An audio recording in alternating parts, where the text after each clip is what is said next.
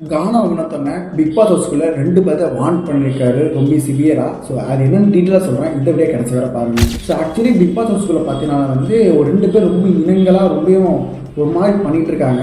So docking sound கூட ரீசெண்டாக கேட்டிருக்கோம்.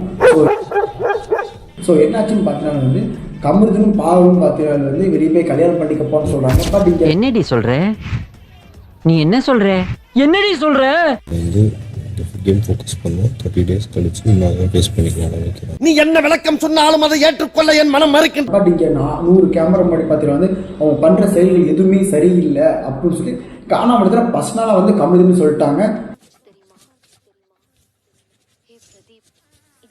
நம்ம கண்ட காட்சி உண்மைதானா?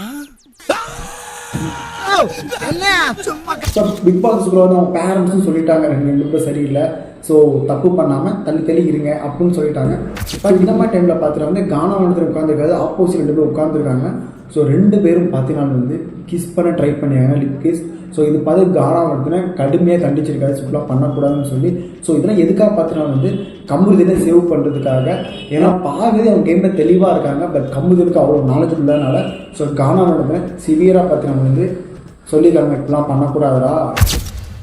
அந்த கத்தி எடுத்து அப்படியே உடம்புல சரக்குன்னு சொல்லி அப்படியே உருவி ரத்தம் பார்க்கும்போது கேமராஸ்லாம் இருக்குது, ஸோ சேஃபாக கேம் விளாடு அப்படின்னு சொல்லியிருக்காங்க. ஸோ கானா பண்ணது கரெக்டாக இருந்துச்சுன்னா மறக்காமல் கம்யூனிட்டி தெரிஞ்சுக்கலாம். அண்ட் இதுவுமே அப்படியே நம்ம சேனலை சப்ஸ்கிரைப் பண்ணிக்கலாம்.